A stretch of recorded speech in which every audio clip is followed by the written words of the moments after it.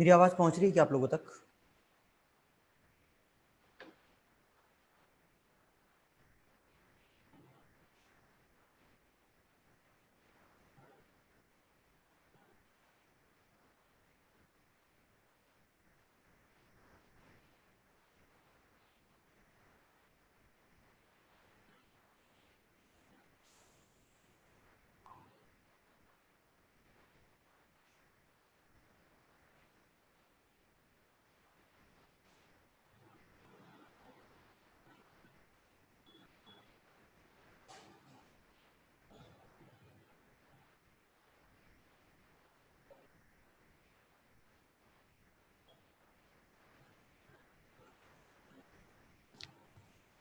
सुनो, हम लोग कहाँ तक पहुँच गए थे मुझे एक बार बता दीजिए, फिर हम लोग आगे बढ़ते हैं।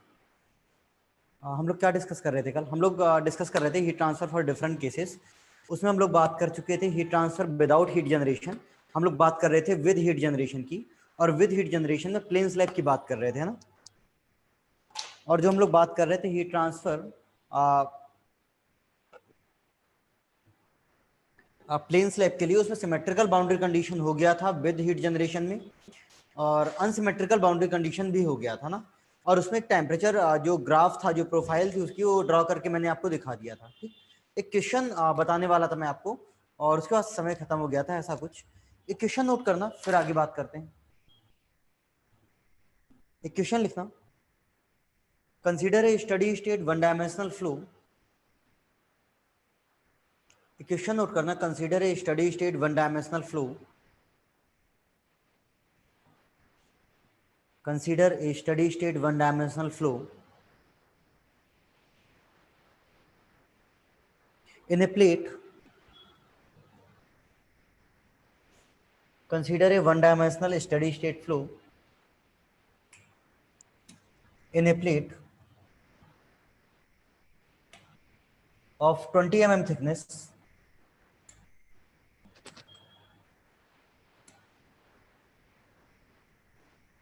मुझे एक मिनट दीजिएगा केवल।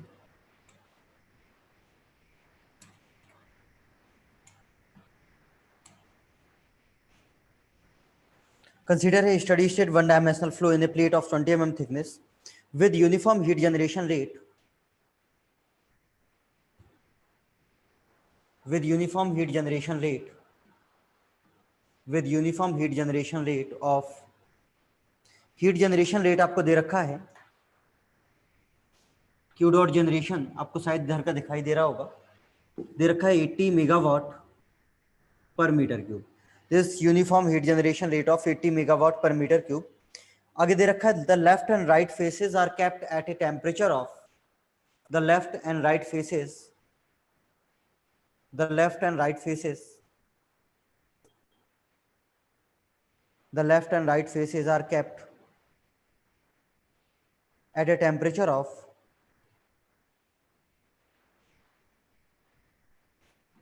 the left and right faces are kept at a temperature of 160 and 120 degrees Celsius, 160 and 120 degrees Celsius respectively. Plate has a thermal conductivity of 200 watt per meter Kelvin. Plate has a thermal conductivity of 200 watt per meter Kelvin. Then find out, पहला पूछा है location of maximum temperature,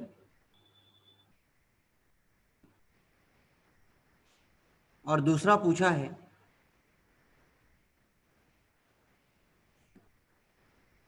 value of maximum temperature. सुनना, आपको क्या दे रखा है? आपको दे रखा है कि एक प्लेट है जिसकी थिकनेस है कुछ 20 mm। आपको दे रखा है एक प्लेट है और इस प्लेट की थिकनेस है कितनी? 20 mm।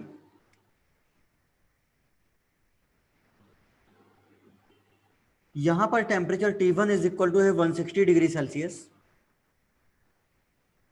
और यहां पर T2 इज इक्वल टू है 120 डिग्री सेल्सियस, ऐसा कुछ। ठीक, 2 मिनट सुनना। यूनिफॉर्म हीट जनरेशन वाला केस है, क्यू डॉट जनरेशन दे रखा है कितना? 80 मेगावाट पर मीटर क्यूब। जब भी ऐसा कोई क्वेश्चन आएगा ना, जब भी ऐसा कोई क्वेश्चन आएगा, आपको कुछ नहीं करना है, जनरल हीट कंडक्शन इक्वेशन लिख करके 2 बार इंटीग्रेट करना है केवल, ठीक। तो आप जनरल हीट कंडक्शन इक्वेशन लिखोगे, प्लेन स्लैब वाला केस है विद हीट जनरेशन वाला, तो देखो जनरल हीट कंडक्शन इक्वेशन होता था del square T upon del X square plus Q dot generation by के इज इक्वल टू 0। ये था general heat conduction equation for plane slab with heat generation.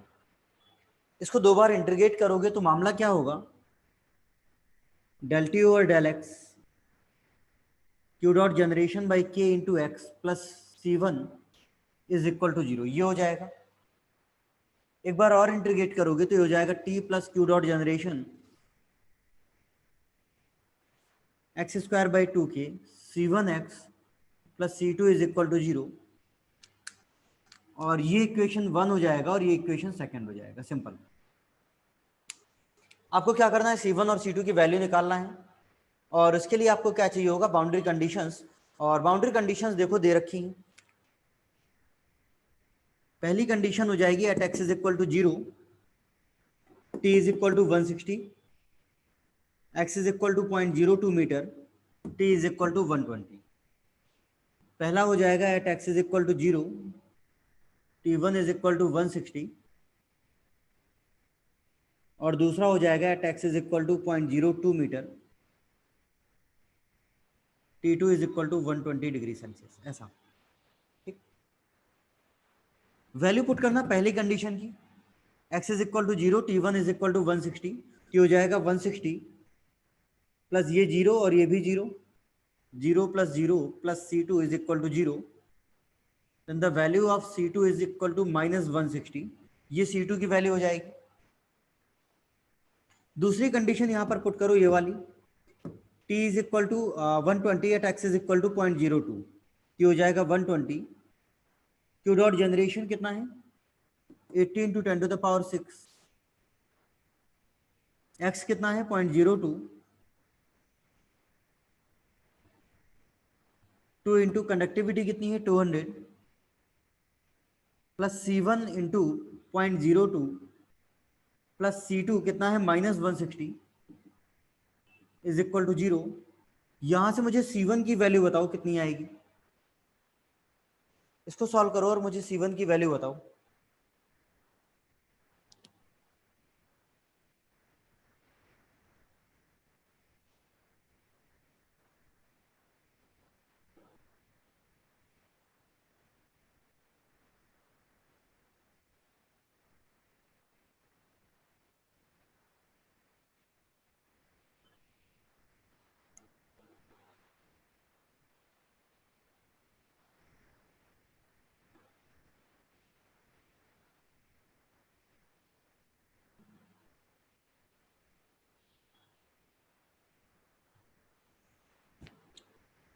हाँ भाई, मुझे C1 की वैल्यू बताओ कितनी आएगी।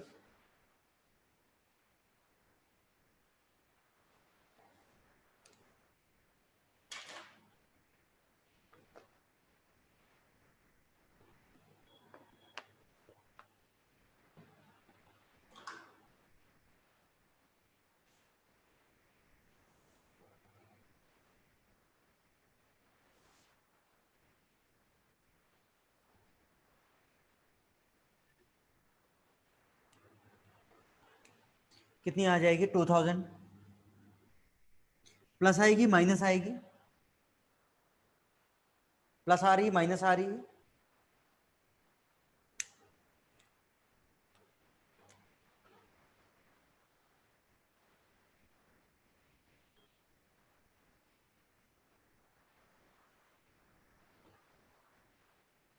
निगेटिव आ रही ना।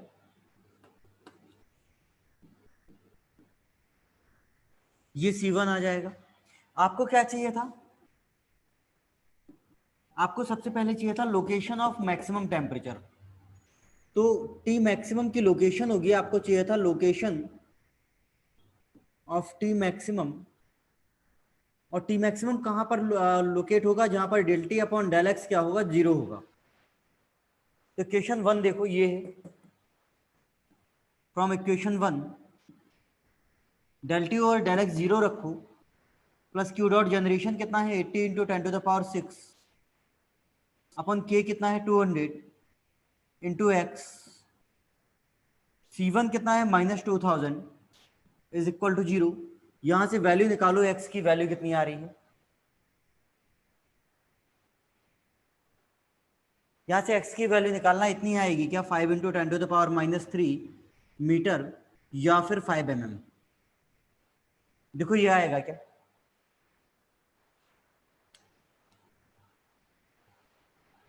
देखो इतना आ रहा है क्या,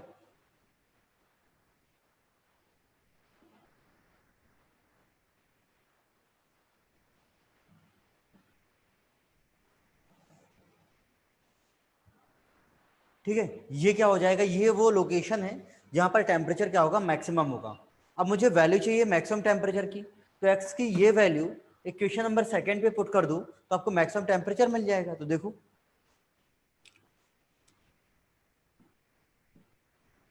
आपको चाहिए मैक्सिमम टेम्परेचर की वैल्यू,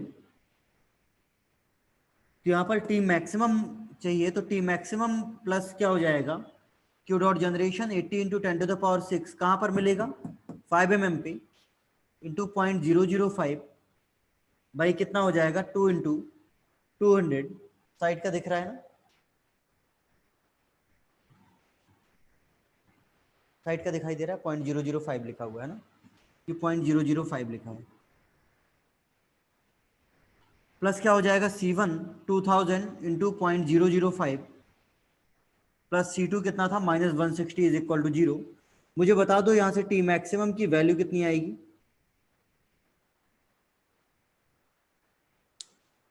इसको सॉल्व करना, मुझे बता देना कि टी मैक्सिमम की वैल्यू कितनी आएगी।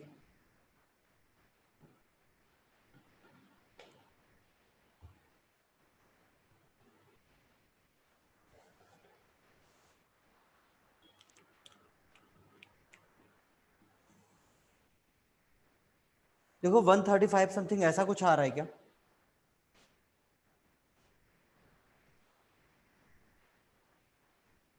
135 नहीं 165 आ रहा होगा, 165 समथिंग ऐसा कुछ, 165 कुछ आ रहा है क्या,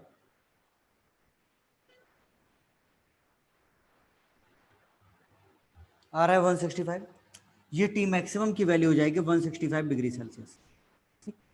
बात समझ में आई, कुछ भी नहीं था, कुछ भी नहीं था।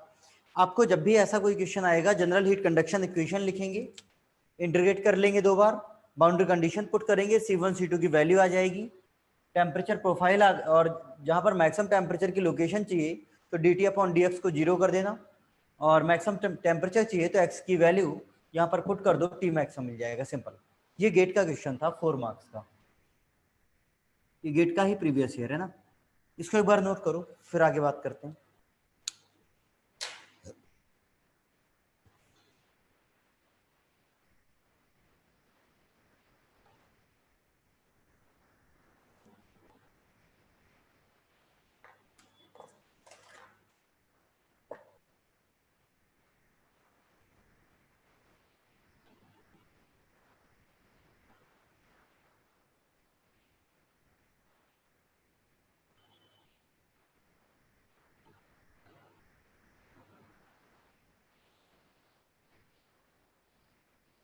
गिट मैकेनिकल का था बेटे, मैकेनिकल का था, इसको नोट करो फिर आगे बात करते हैं।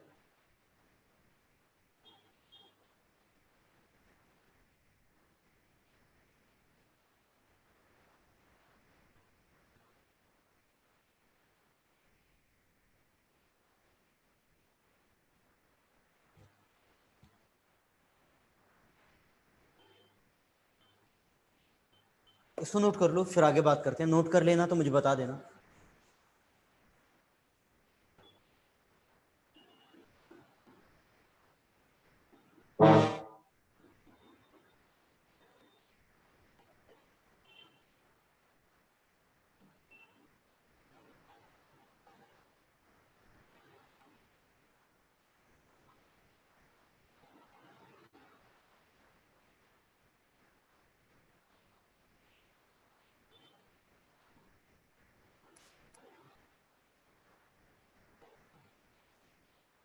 हाँ भाई, नोट कर पाए क्या,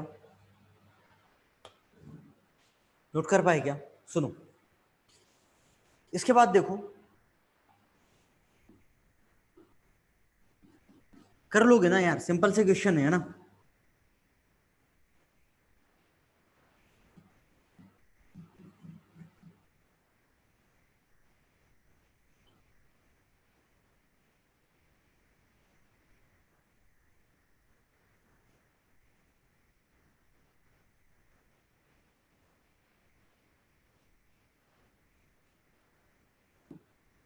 सुनो, इसके बाद क्या है कि अपन ने जो बात की थी heat transfer with heat generation, heat transfer with heat generation जो केस नंबर सेकंड चल रहा था, उससे प्लेन स्लैब के लिए बात किया था अपन ने, फॉर सिमेट्रिकल बाउंड्री कंडीशन और फॉर अनसिमेट्रिकल बाउंड्री कंडीशन। एक हेडिंग डालना केस नंबर सेकंड का सी, केस नंबर सेकंड का सी डालना, uniform heat generation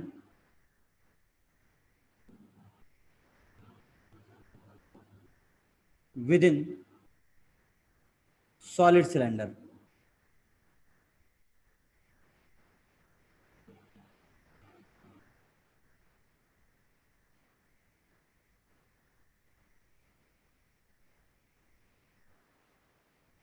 uniform heat generation लिख लेना इन ए सॉलिड सिलेंडर। सुनो, मामला क्या है, आपको एक सॉलिड सिलेंडर दे रखा है,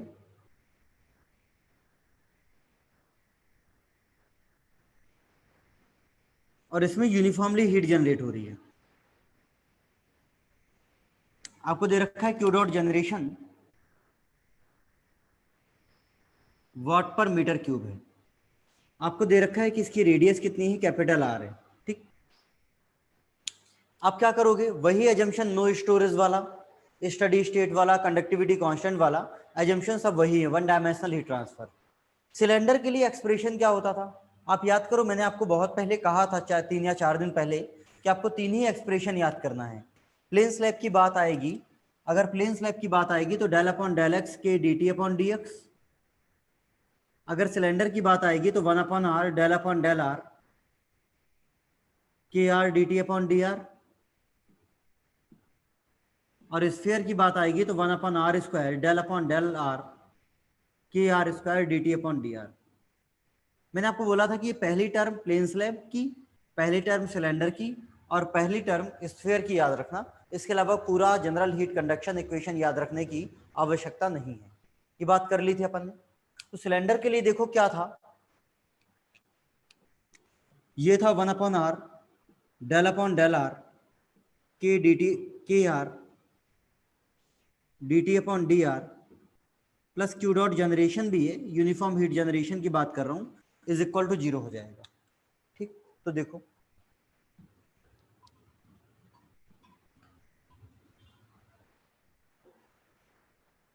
यहां पर कंडक्टिविटी कांस्टेंट है, कॉमन ले लो। कॉमन लोगे तो देखो ये इक्वेशन हो जाएगी del upon del are R D T upon D R plus इस आर का मल्टीप्लाई होगा यहाँ पर Q dot generation R by के इज इक्वल टू 0। इसको एक बार इंटीग्रेट करना, इसको इंटीग्रेट करोगे तो देखो ये क्या हो जाएगा, R D T upon D R plus Q dot generation r²/2k plus C1 is equal to 0। R से डिवाइड करो, ये हो जाएगा D T upon D R plus Q dot generation r/2k plus C1/r is equal to 0।